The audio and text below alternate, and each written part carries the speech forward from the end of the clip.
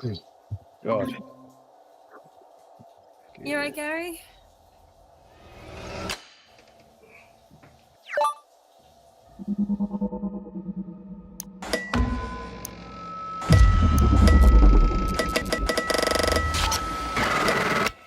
Okay. Sarah just hopped on the chat. Hi, Gary. I was playing this game, and she cut out with it. It was strange. All right. Maybe it's the internet. Shall we wait for her?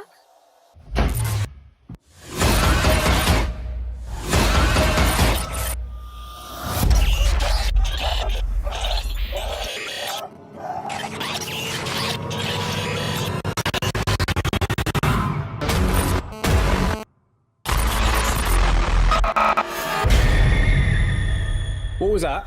I don't know. My lighting went weird. What the heck just happened? This What is not adding up. game are you Gary's playing been playing now? a 'Cause weird. Whatever that thing was, that was the same demon that you saw that was in the game.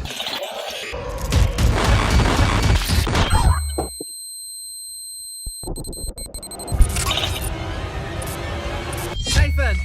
What? Do not click that fucking link. What happens to Sarah if we say no? What happens to me if you say yes? I'm gonna do this.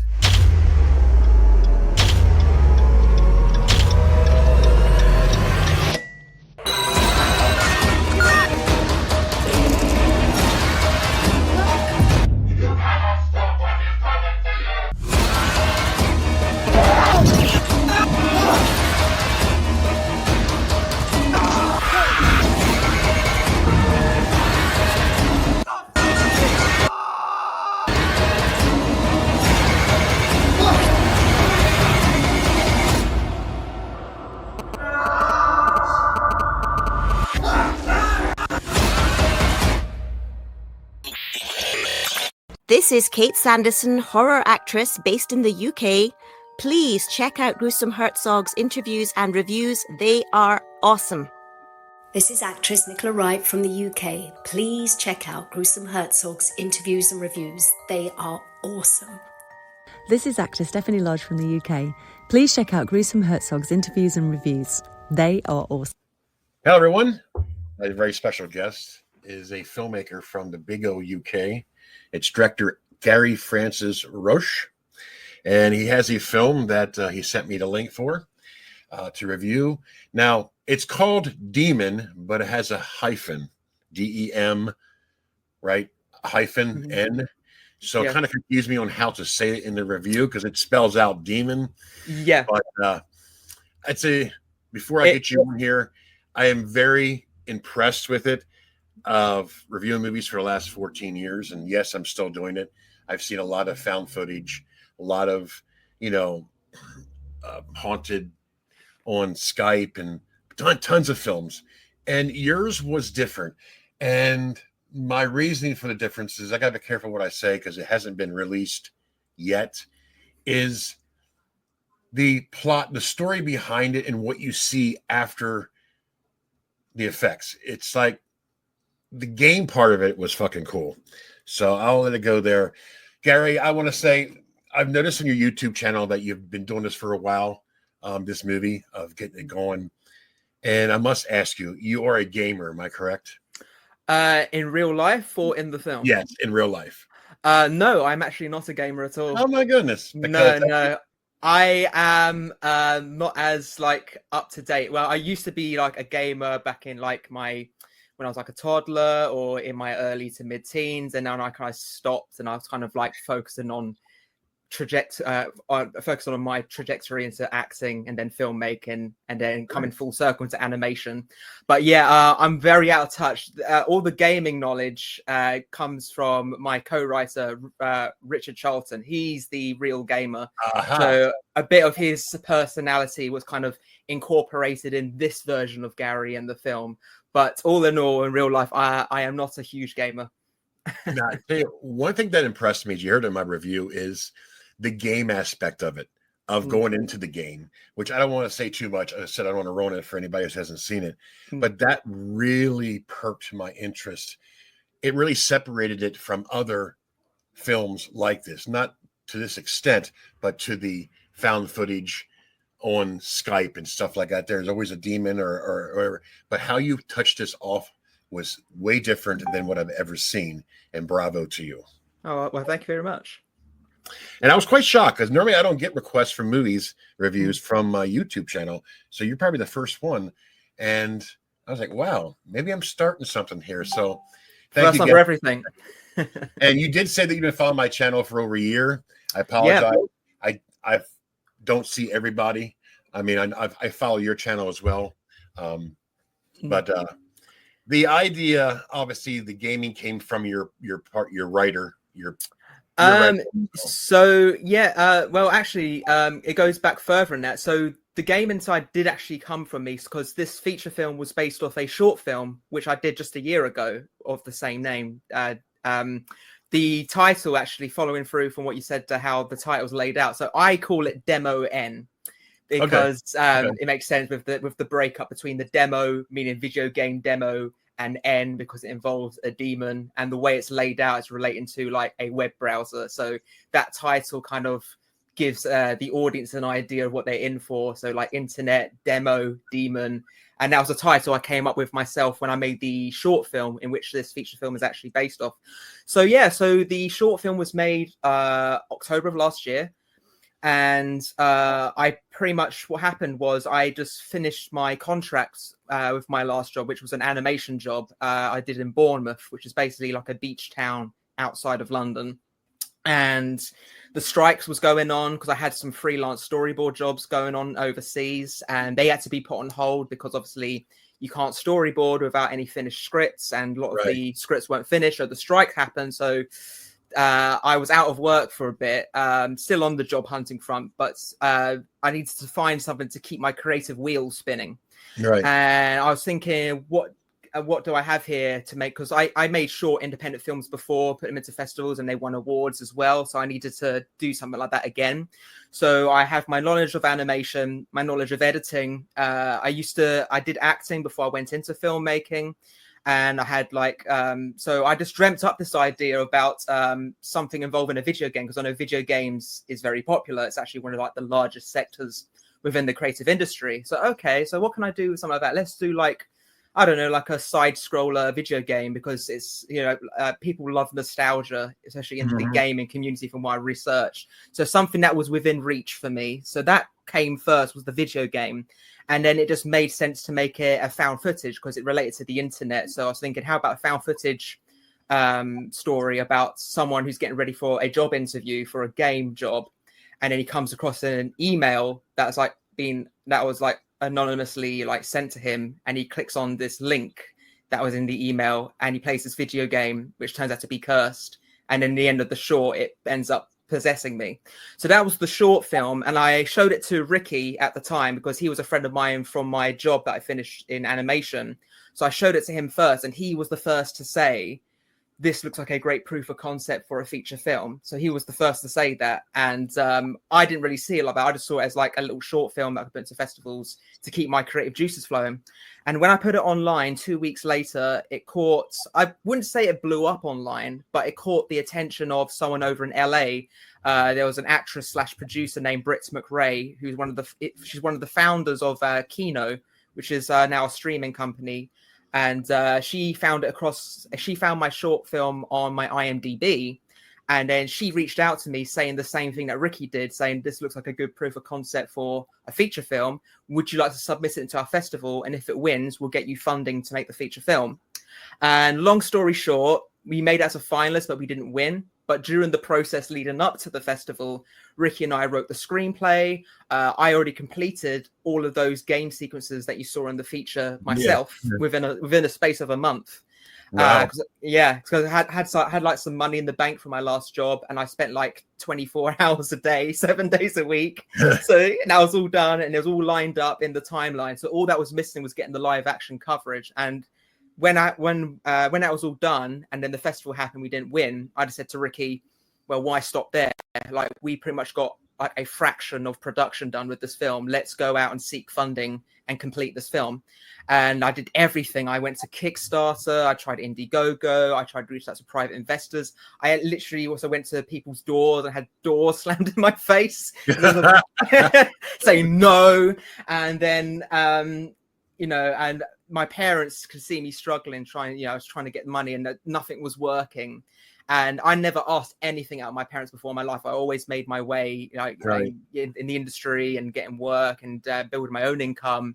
And then they saw me out of sheer desperation. I want to get funding because I was so desperate in making my first feature film, because my dream is to become a film director and making feature films for the rest of my life. And I needed something that was within reach that could make that entertaining with very little money. So my parents each put $5,000 into the film's budget. So the film costs 10 grand to make, basically, which is nothing in the world of the industry. That's like pennies. That could be considered a no budget still in some festivals, and And so I got the funding, and then I had to seek out the talent. Some of them were friends of mine, some of them were people I haven't worked with before. Anne Harrod, I never worked with her before. She was someone I seeked out when I was promoting my short film. And loads of actors and people in the special effects departments and camera operators. They just loved the concept, the idea of it, and they loved the short film. So I went through like 13, 15 actresses to find the right person, the right actor for these specific roles. And that was something that was like a real whirlwind. And then I got the talent. I managed to get an Airbnb to say yes about shooting a horror film. And we shot the film in 3 days, by the way. I always love saying that to people, like we shot a feature film in 3 days. And then I edited the whole film myself within like a month. And then, I had 2 weeks of a sound mix, did a bit of a quality check, and then I just submitted it into festivals. So like within the space of 11 months, we went from short film to feature film. That's awesome, because I know when I did a review, I posted on my YouTube channel. It has over 1K hits. I have it on TikTok. I did the trailer is where I have a tool that can cut it down to like a minute long. That's been hit very hard as well on TikTok. I have it on Instagram, and of course it's on Spotify, iTunes, the review.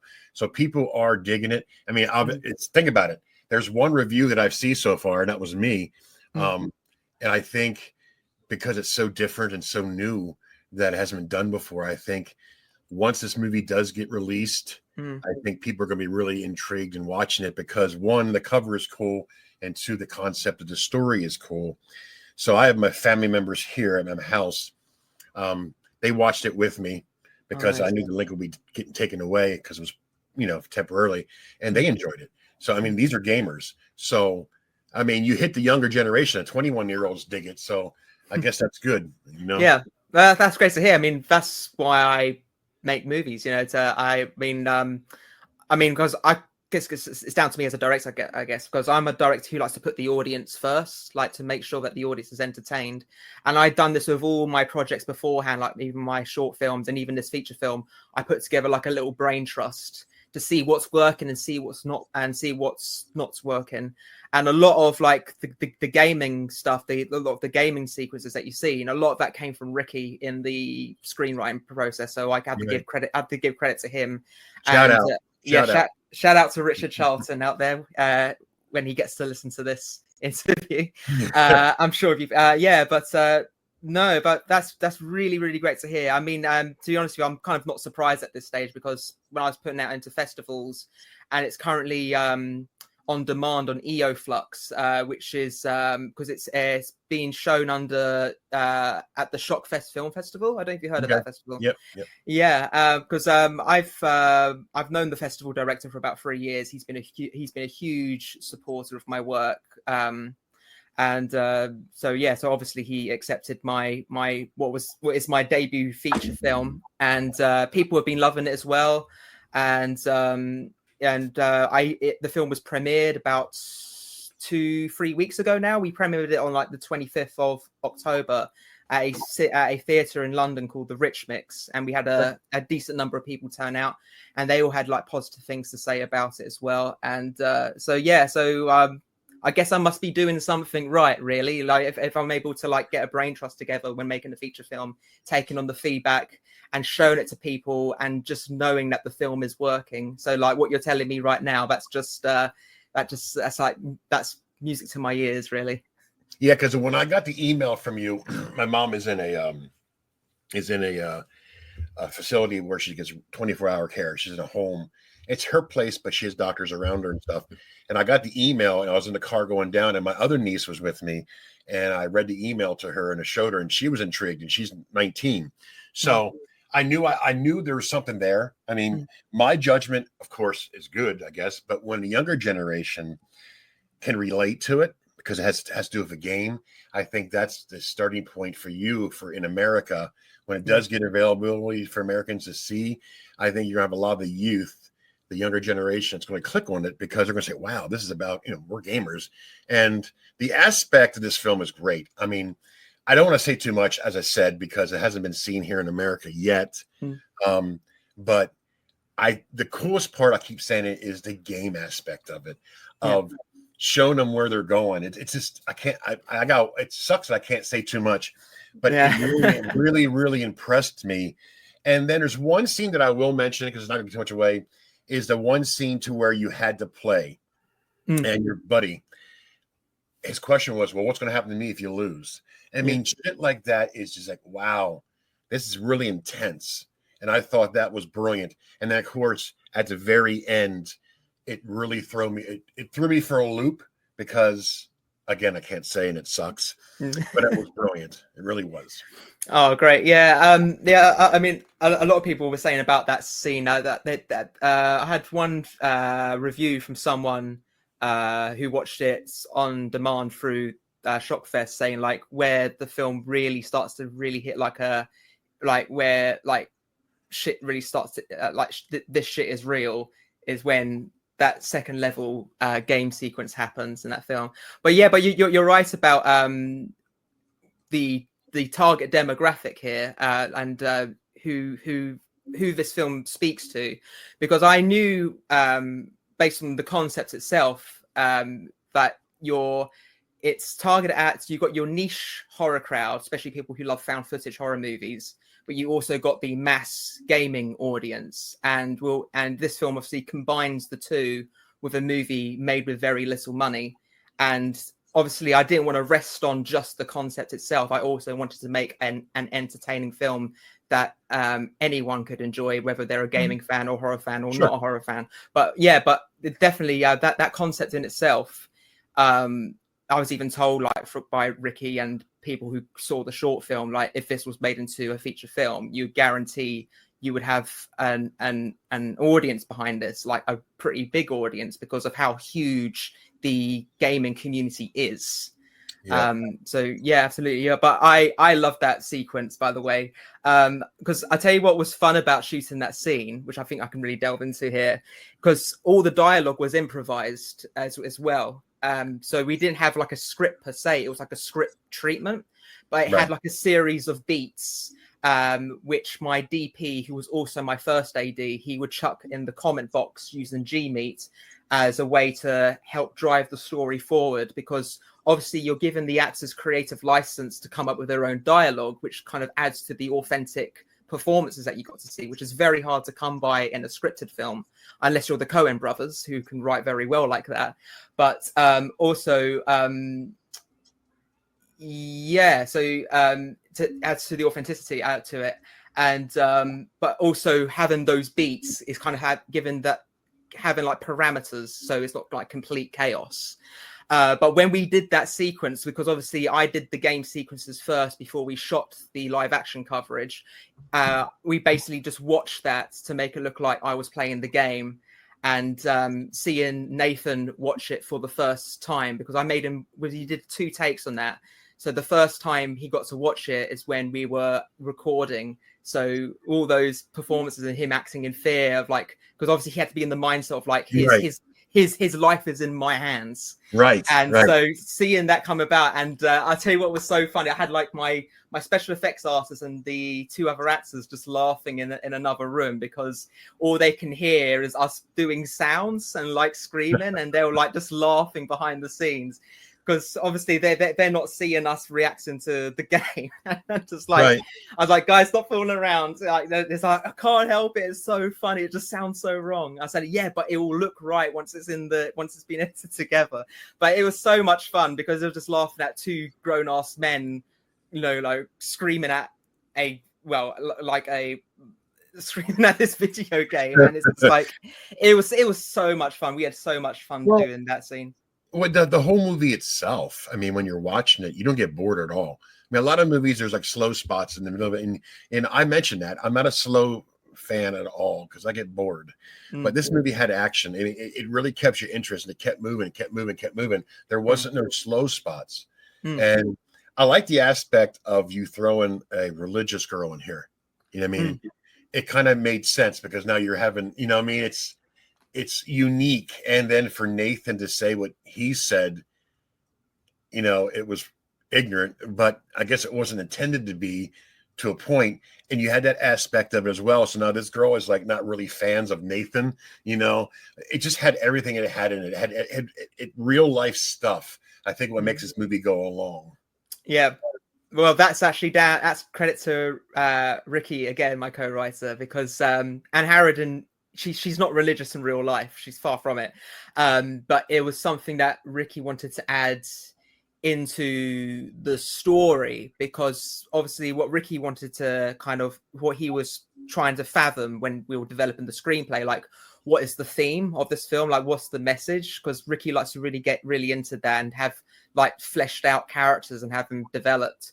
But what was the fun thing about playing these characters, that we were playing ourselves and using our real names? So obviously that was another reason to give the actors creative license, because no one knows them better than they know themselves. Right. So not having just like a series of body bags, like going back to also like there's like a moment where you get to spend time with these characters when they meet up, and like how we all knew each other, and like sharing like some memories like we had, you know, because obviously it's a friends reunion online. So then when shit does hit the fan, you grow to care about these characters. So I think that was what Ricky was saying, what was important, is saying like, you know, we need to like throw something in there that relates to the theme of this film. And the theme of this film is kind of, it's the invasion of people's identification. Because this demon is using this game as a way to lure us in so it can torment us.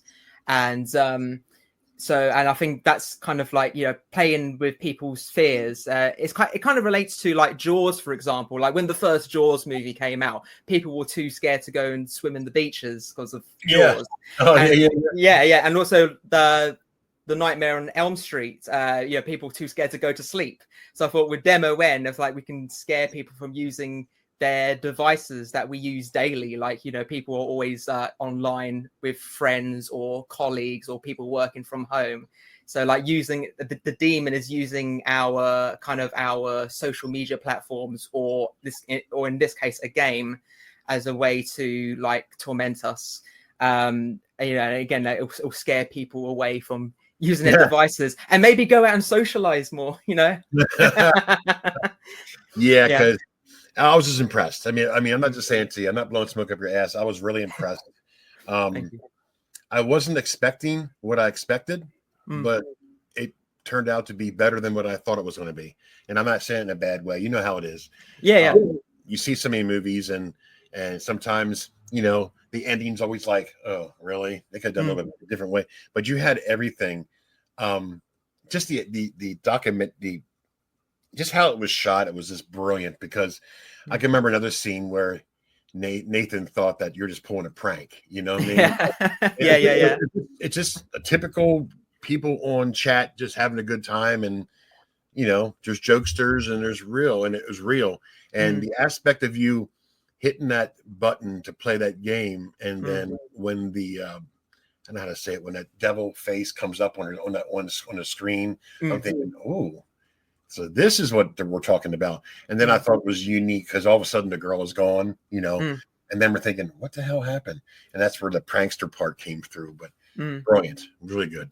Yeah, thank you. Yeah, I mean, I think that comes down to again, I'm shouting out to Ricky again because he had a lot of input. It's because when I did an early draft of the screenplay for the feature, the game was only going to have originally there was only going to be like 2 game sequences, and Ricky kind of stopped me there in my tracks when we were talking about, you know, what he thought of my first rough draft, and he said to me, like, we need to include more of the game in this film, because what worked about the short film and what made it unique is that you incorporated found footage with the video game aspect, which is what will make the feature film unique. So he said, like, instead of, like, we didn't want to, basically what he was saying to me, like, we shouldn't treat the game as like a gimmick, like, oh, you play the game and now we're all screwed. It's like the game should actually be a character in this film. Like, and it was. We should involve it more. So that was a shout out again for Ricky as well, because again, and also Ricky he's more of a gamer than I am. Right. So I guess it was down to my knowledge really of games, and obviously Ricky had a lot to contribute to that in the screenplay, making me realize, yeah, you're right, like, I need to include the game more, because this is what's going to sell. This is what people are like, the concept itself, people are interested because of the whole game aspect. So we need to make that as a character and have it more involved in the entirety of this film, not just 2 moments at the beginning and that's it. You know, I don't mean to laugh, but I just thought the part of the movie where you had to learn how to run. Yeah. All of a sudden you gotta move. Yeah. I tell you what, that's what the cast and crew were laughing at behind the scenes. They were just like hearing me going like, run, use the sprint. Like, I'm going. And that's why they obviously they couldn't see what was going on. They was like, this sounds like a whole level wrong. But no, yeah. Because all of a sudden you got real close and you got, never mind. Yeah. That was great. I just thought that was kind of funny. Yeah. But you're right. I mean, it had everything. It's really entertaining. That's the thing, though. You were saying, like, what's funny, because when I showed this film in the cinema, people were unsure whether to laugh at certain moments or not, because there is an underlayer of like humor, like beneath the surface of all this horror and all this melodrama going on. But it wasn't like forced humor; it just felt natural.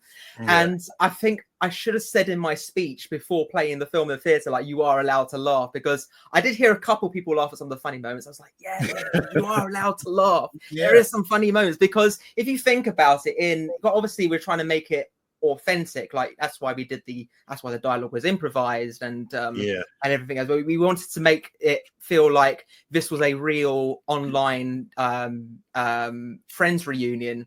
And obviously when you throw an absurd situation like a cursed video game in there in real life, how do you react to that? And then you probably would get someone like Nathan thinking this is a prank, or someone who's religious like Anne Harrod and thinking, oh, you know, this is probably real. And here's me in the middle of like, I'm in denial between maybe it is a prank, or maybe it's like a virus, or maybe it is something bad. So the humor came out, especially in the introduction sequence, because Anne Harrod never met my other 2 friends, and the first time she got to meet them, because I was in that first opening sequence, because I put Sarah and Nathan in their rooms, because I said to them, you're not going to meet her until we shoot this scene, this introduction scene. So the first time they got to know Anne Harrod was through that scene. Wow. So the cast was learning about Anne Harrod, just like the audience are learning about who we are and how we come to know each other. So again, we weren't really acting at this rate. We were kind of just reacting to each other and just relying on the beats that my DP was chucking in the chat box, so then we can contain these scenes. So about those improv scenes, we did like three takes per three takes each, because basically we treated those 2 improv scenes as like 2 blocks, And so we did 3 takes. And so the first take was kind of like, okay, so this is what we're going to shoot, and this, and this happens. And we're like, and obviously, as like my DP is going to throw in, I'm giving him creative license when to throw in the next suggestions for us to bounce off, and then let's see what we get. And then after the end of the first take, I would stop and I'd be like, yeah, that was good what you brought up, and that was very interesting. As like, but that part didn't work. So let's like do it again, but let's really like delve into more of what you mentioned in the first take. So then by the second or third take, we pretty much have got it. We've got it in the box by then, because I feel like if you do more than 3 takes after that, it really starts to feel stale, and then you start to lose the natural kind of authentic feel within our performances. So yeah, it was like 3 takes each for those improv sequences. And then my job, obviously, in the editing room was, because we shot them on iPhones, we didn't actually shoot it on Gmeet, because obviously on the iPhones you get better image quality, and I got more control on what screen to zoom into. But I basically had to line up those shots with the audio which we caught on Gmeet, because it has that natural finesse. Again, like thinking of the authenticity. And then the whole thing was like a house of cards, because I had to cut out like the fat and find like a drive. And then there'll be some there was like some actors who had a better reaction at a certain moment in take 2 rather than take 1. So it's kind of like the whole thing was like a house of cards, Right. And then making it all work and make it feel like it was seamless. That was the real challenging part in the editing process for me. Again, like, you know, just working at it, and then showing it to your brain trust, and then taking on the feedback, and then showing it to an audience and see what's working, see what's not working. And then that became what it was, basically. I love it. I mean, I just want to say thank you again for sending me a copy to review, because I really enjoyed it. So you're saying, is it playing in their house in England right now? Yes. So at the moment, obviously, it's having its run in the festival circuit. I am in talks with a potential distributor as we speak. Because I can't say who it is, because 1, I don't want to jinx it, and 2, he might want to say, "Oh, don't announce it yet. Let them announce it first." But he approached me about 3 weeks ago, and he was interested in talking to me about finding distribution options. So at the moment, I'm kind of looking at I need to get some of the legal stuff done and put aside, especially with some of the trademarks. So I'm waiting to get clearances on those. And then once we get clearances on the trademarks, and then we can move on to talking about looking into a contract and see if that's genuine. And then if it all looks good, and then hopefully everyone will get to see it on multiple streaming platforms. I'd say next month or as early as next year, I'd say, for now. And I'm assuming Tubi's going to be one of them. I can neither confirm or deny. That's right. But you guys will get to see it soon. Like I said before, it's just a matter of going through some of getting that paperwork together, and then hopefully in a month or so's time, you'll know. That's awesome. You know, it's great to have you on today. It was an interesting conversation. I love the aspect of hearing behind the scenes of how that was made, considering that it wasn't your normal movie. No. You guys did a great job on that. I'm really impressed. Oh, well, thank you so much. And thank you again for inviting me to do an interview on your podcast. I'm so looking forward to sharing it with the rest of the cast and crew. Yeah, I'll have it up later on today. It doesn't take me long to do the editing. So, awesome. Anyways, thanks again, Gary, for coming on. It was a big thank you to you for giving me a chance to get my eyes on that. And it's I'll just be blunt, a fucking fantastic film. Great job. Thank you. Thank you so much. Thank you, Scott. All the best. Take care. All right, Gary. Take care. Hey, bye.